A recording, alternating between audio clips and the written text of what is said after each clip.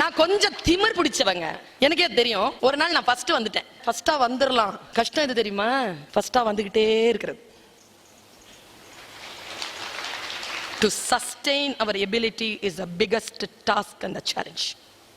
ஒரு விஷயத்துல சஸ்டெயின் பண்றோம்ல, அரங்கேற்றம் முடிச்ச உடனே அமைதியாயிருவாங்க பல பேர்.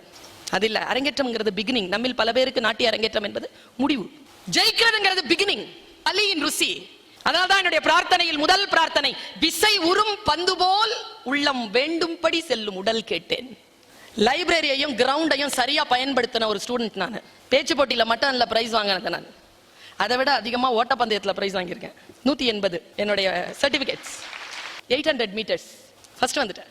எனக்கு பேச்சு போட்டியை விட இந்த ஸ்போர்ட்ஸ் ரொம்ப பிடிக்கும். ஏன் தெரியுமா? அப்பவே ஜெயிக்கிறது தோக்குறது தெரிஞ்சு போயிடும். இந்த பேச்சு போட்டியில என்ன பண்ணுவாங்கன்னா, குப்பு ரூம்ல உட்கார வச்சு நம்மள பேசிட்டு அறிவிக்க மாட்டாங்க. ஆண்டி விழாவில் அறிவிக்கிறோம், எல்லோரும் வந்து விடுங்கள். அப்படி 3 பேருக்கு பிரைஸ்க்கு 60 பேர் வந்து உட்காருவோம். ஆடியன்ஸ்க்காகவே அப்படி சொல்லுவாங்க. சொல்லவே மாட்டான். எனக்கு பேச்சு போட்டியை விட ஸ்போர்ட்ஸ் ஏன் ரொம்ப பிடிக்கும்னா, ஒரு புத்தகம் வாசிக்கின்ற பொழுது நீ எப்படி முழுமையாக அந்த புத்தகத்தில் இருக்கிறாயோ அப்படிதான் ஒரு ஆட்டத்தை ஆடுகின்ற பொழுது, ஸ்போர்ட்ஸ்ல ஆடும்போது 100% இருந்தா தான் அதுல ஜெயிக்க முடியும், இல்லைன்னா ஜெயிக்க முடியாது. 100%. ஓட்டப்பந்தயம் தான். வேற எதையாவது யோசிச்சோன்னா கால் தவறிடும். அப்படி யோசிச்சு போய் பிரைஸ் வாங்கிட்டேங்க. ஃபர்ஸ்ட் வாங்கிட்டேன். அந்த போடியம் இருக்கும் தெரியுமா, பெருசா இருக்கும், செகண்ட் அப்புறம் தேர்டு குட்டியா இருக்கும். வந்துட்டேன் கிட்ட, அப்பவே பிரைஸ் மனசுல. அப்பதாங்க ஓடி வந்திருக்கேன். இங்க அத்லெட்டிக் யாராவது இருந்தீங்கன்னா தெரியும், தொடையில ஒரு டென்ஷன் இருக்கும். ஓடி வந்த உடனே ஒரு டென்ஷன். நான் என்ன பண்ணிட்டேன், திமிர்ல ஃபர்ஸ்ட் பிரைஸ் பயங்கர ரொம்ப நாள் யோசிச்ச ஒரு பிரைஸ் கிடைச்சிருச்சு. நான் இப்ப ஃபர்ஸ்ட்டுக்கு ஏறினா எதுல கால் வைக்கணும்? தேர்ட்ல இல்லைன்னா செகண்ட்ல வைக்கணும். ஈஸி எது? தேர்ட்ல வைக்கிறதா. ஏன்னா தான் குட்டியா இருக்கும். என் மனசு சொல்லுது, அதை கால் வைக்க மாட்டேன்.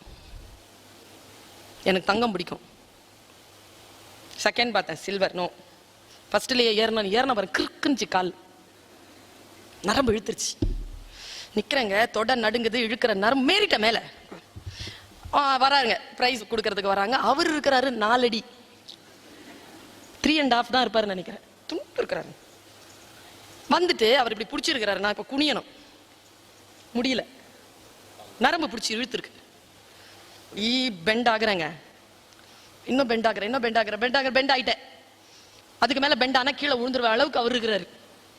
மாலையா அவர் போட்டார், தங்கம் போட்டார். இப்ப நிமிர முடியல, தங்கம் ஆடுது, என் முன்னால் ஆடுது. என் மனசு சொல்லுச்சுங்க, தங்கம் ரொம்ப பிடிக்கும் எனக்கு, ஜெயிச்சிட்டேங்க. ஆனா வலி ரொம்ப உறுத்துது. மனசுல ஒரு ஃபிளாஷ், ஏய் சுல்தானா நிமிர், வலியை பற்றி கவலைப்படாத, வலியை ருசி. அந்த வலி இல்லை என்றால் உனக்கு இந்த தங்கம் இல்லை. இவ்வளவுதாங்க.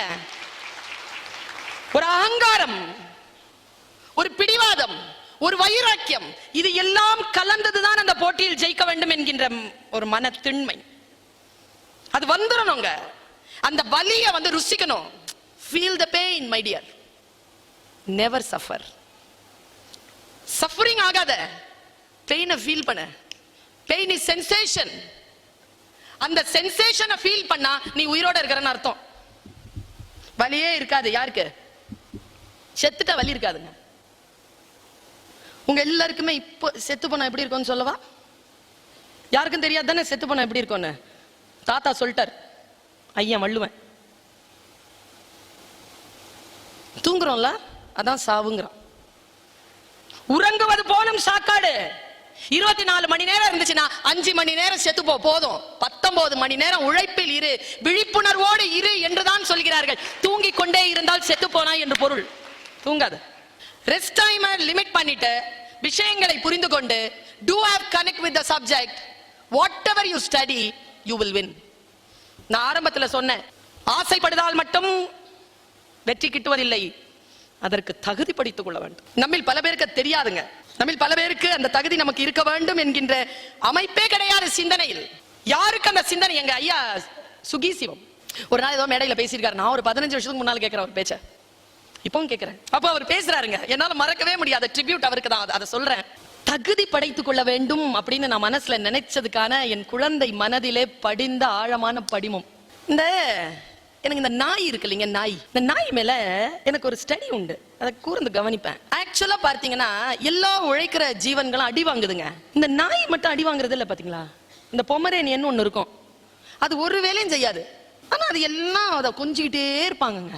என்ன ஜீவன்னு தெரியல. அது என்னதான் கடவுள் கிட்ட இந்த வரம் வாங்கிட்டு வந்துச்சோ. அது சத்தம் போட்டாலே பூனை மாதிரி தான் இருக்கும். நம்ம மடியில தூக்கி வச்சிருப்பாங்க. மாடு அடி வாங்கும், யானை அடி வாங்கும், குதிரை அடி வாங்கும், வேலை செய்ற எல்லாரும் அடி வாங்குவோம். அன்பு செய்கின்ற, அன்பை வெளிப்படுத்த தெரிந்த அந்த நாய் மட்டும் அடி வாங்க. ஏதோ ஒன்று சொல்லிட்டேன், புரிஞ்சுக்கோங்க. வெளிப்படுத்த தெரியணும், அன்பா இருக்கு. நான் உன்னை எவ்வளவு நான் சொல்றேன் பாருங்க. நான் கனடா போயிருந்த போதுங்க, லண்டன்ல பிடிச்சிட்டான். என்னுடைய பாஸ்போர்ட்டையும் என்னையும் பாக்குறாங்க. இந்த பாஸ்போர்ட் இந்த அம்மாதி இல்லை, அவன் தான் பெருசா இருக்குது, பாக்குறதுக்கு சுமாரா இருக்குது. இது எப்படி இவ்வளவு டிராவல் பண்ணுது, இதுகிட்ட என்ன இருக்குதுன்னு இது இவ்வளவு டிராவல் பண்ணுது. பிரிச்சு பிரிச்சு பாக்குறான். அந்த கனடா விசா இருக்குல்ல, அதை தடவி நான் எனக்கு பிச்சுடுவானோன்னு பயம். விடவே இல்லைங்க. என்ன திஸ் பாஸ்போர்ட் இஸ் யோர்ஸ் அப்படின்னு கேட்டான் பாருங்க. எனக்கு ஏறிடுச்சு. I think it is yours sir, please check அப்படின்னு. அவன் அப்படி என்ன பார்த்தான். அதை நான் ஜோக் அடிச்சிட்டேனா அப்படிங்கிறான். அப்படின்னா நம்ம அடிச்சு கொடுத்துட்டுல என்னை பார்த்தான். நான் வாங்கிக்கிட்டு நடக்கிறேன். எழுந்திரிச்சிட்டாங்க சீட்ல இருந்து. எழுந்திரிச்சு வந்து என்ன எக்ஸ்கலேட்டர்ல இறங்குற இப்படி நின்று பாக்குறாங்க. என்ன அப்பவே தெரியும் எனக்கு கனடால உள்ள பிடிச்சிருவான்னு. அவன் ஏதோ ஒரு குறிப்பு போட்டான். கனடாக்குள்ள நான் நுழையிறேன். அந்த கட்டடத்துக்குள்ள நுழையிறதுக்கு முன்னாலே ஒரு பெண் போலீஸ் என்ன பிடிச்சிருச்சு. கனடாக்கு நான் போனது அன்னைக்கு எனக்கு லிபி ஈழ நாடுங்கிற ஒரு பத்திரிகையினுடைய 25வது ஆண்டு விழாவுக்கு. அவ பிடிச்சிட்டா. Do you please tell me madam, what is your purpose of this visit அப்படின்னு கேட்டான்.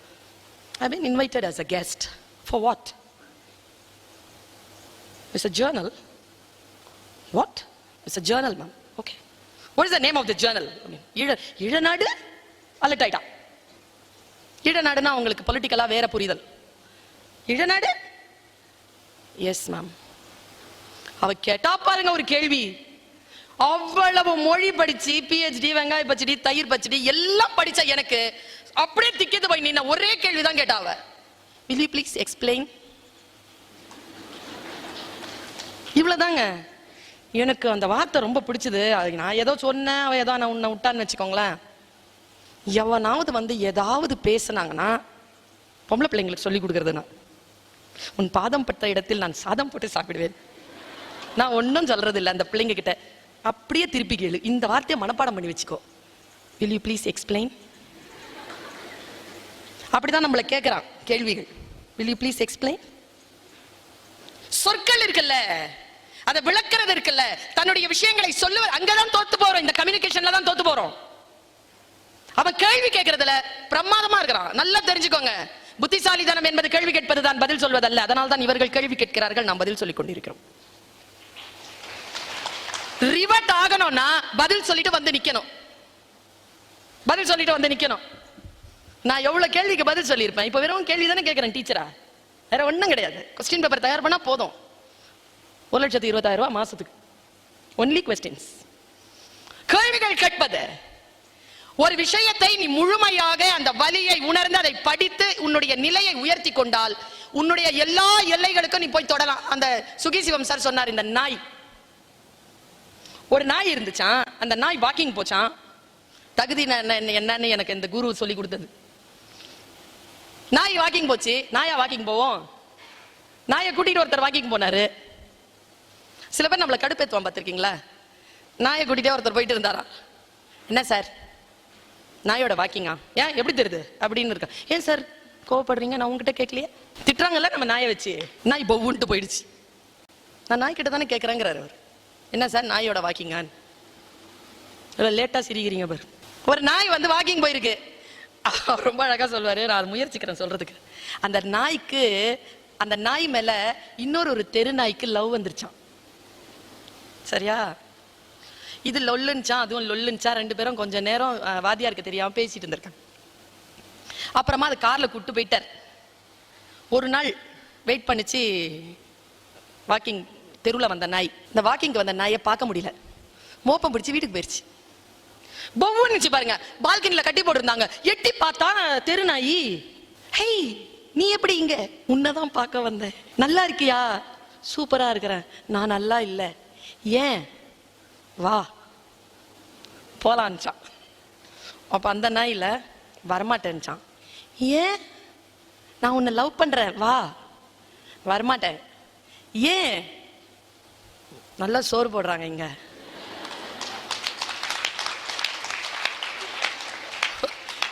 தெருநாய் சொல்லிச்சா, ஒரே சோறு, வெளியில வா, வெரைட்டி ரைஸ், வா, கம் அவுட் கம் அவுட்னுச்சான். இந்த நாய் சொல்லிச்சான் வரமாட்டேன். ஏன்? எங்க ஐயா வரட்டும், வந்தா கேட்டுட்டு வந்துடுறேன். இதை நான் சொல்றேன். அந்த தெருநாய் கேட்டுச்சான், நீ என்ன எம்ஜிஆர் படம் பாப்பியா? அவர் தான் லவர் கிட்ட கேட்பாரு, அப்பாவிடம் சொல்லிவிட்டு வந்தாயா? வீட்டில் இருந்தா சொல்ல விடுவானா? லூசா நீ? விடமாட்டான். இப்பவே அறுத்துட்டு வந்துரு, போயிடலாம். இல்ல இல்ல நான் வரதுக்கு வரமாட்டேன், வேற காரணம் இருக்கு. என்ன காரணம்? எங்க முதலாளிக்கு அழகான ஒரு பொண்ணு, அது 17 வயசு, தெருல ஒரு பொண்ணு ஒரு பையனை காதலிக்குது, அவன் பேர் ரகு.